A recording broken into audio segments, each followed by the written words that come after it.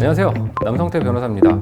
오늘은 조정 이혼에 대해서 좀 얘기해 보려고 하는데요. 요즘 더 글로리라는 드라마도 있고, 그다음에 재벌집 막내 아들이라는 드라마도 되게 인기가 있잖아요. 근데 공교롭게 이제 두 분 주인공을 맡으신 분들이 이혼을 하셨잖아요. 근데 이혼을 조정이라는 제도를 통해서 이제 이혼을 하셨어요. 그래서 이제 주변 분이 오셔가지고 요즘 드라마 때문에 이슈되고 하는 거니까 왜 송중기 씨나 송혜교 씨도 그렇고 그 유명한 연예인들이나 이렇게 유명한 셀럽들은 조정이라는 절차를 통해서 이혼을 하냐 이렇게 물어보더라고요. 그래서 당연히 그 절차가 그 사람들한테 유리하고 편하니까 그렇게 했겠지라고 얘기했는데, 요거를 좀 자세히 설명드릴 필요가 있을 것 같아요. 왜 그 사람들은 조정이라는 절차를 통해서 이혼을 할지.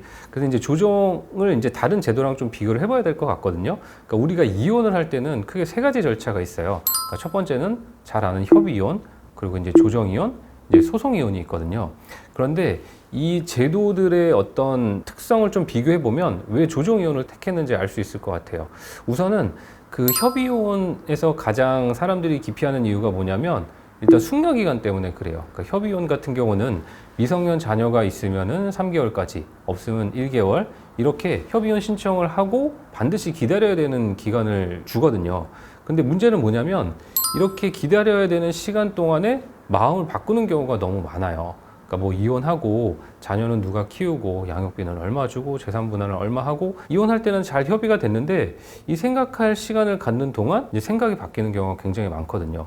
근데 문제는 뭐냐면, 이렇게 협의이혼은 중간에 마음을 바꾸게 되면 기존에 했던 모든 게 다 그 효력이 없어져요. 그래서 이제 협의혼 신청하고 숙려기간 지나서 확인 기일날 가서 이제 확인하고 이제 이혼 신고를 해야 절차가 마무리되는데, 그 중간에 이제 협조하지 않고 나타나지 않으면 그 기간은 다 이제 날아가 버리는 기간이 되는 거거든요. 그러면 또 다시 협의해서 또 협의혼 신청해야 되는데, 이 사람이 또 마음을 바꾸면 또 의미가 없는 기간이 돼버리는 거죠. 그래서 이렇게 숙려기간이 주어지고 또 내용을 바꿀 수 있는 이런 위험성이 이제 협의혼에는 존재하는 거죠. 반면 이제 조정이혼은 이 숙려기간이라는 게 없어요. 뭐 내가 이혼하는 사람이 미성년 자녀가 있건 없건 숙려기간이라는 게 일단은 없고, 그리고 두 번째는 뭐냐면, 협의혼과 다른 게 또 하나 뭐가 있냐면, 협의혼은 대리인이 대신 진행을 할 수가 없어요. 근데 조정이혼은 이제 저 같은 변호사를 대리인으로 선임하면 이제 법원에 한 번도 출석하지 않고도 이제 이혼 절차를 마무리할 수가 있는 거죠. 그리고 아까 말했던 것처럼 협의이혼은 중간에 이제 마음을 바꾸거나 하면 이제 절차가 이제 무효가 되는 거잖아요.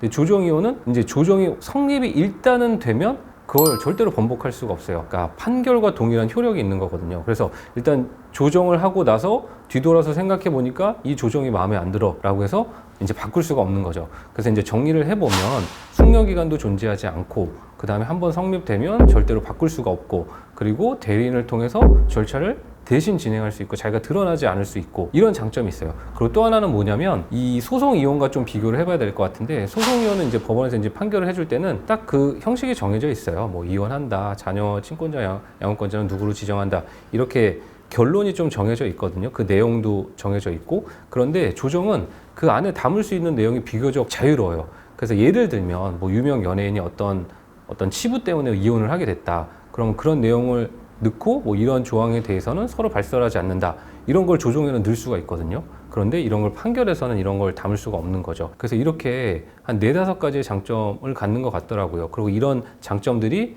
이제 유명한 사람들, 공개되기 싫은 거, 공개된 장소에 가기 싫은 유명인이나 어떤 연예인들에게는 좀 잘 맞는 제도가 아닐까. 그리고 그 내용도 유동적이어서 여러 가지 뭐 비밀 조항이라든지 뭐 발설하지 않는다는 조항이라든지 뭐 이런 것들도 담을 수 있기 때문에, 이런 유명한 사람들이나 혹은 공인들이나 이렇게 세간에 좀 어떤 이혼과 관련된 것들이 이제 노출되길 꺼리는 분들이 좀 많이 이용하는 게 아닌가 싶습니다. 네, 이상 남성태 변호사였습니다.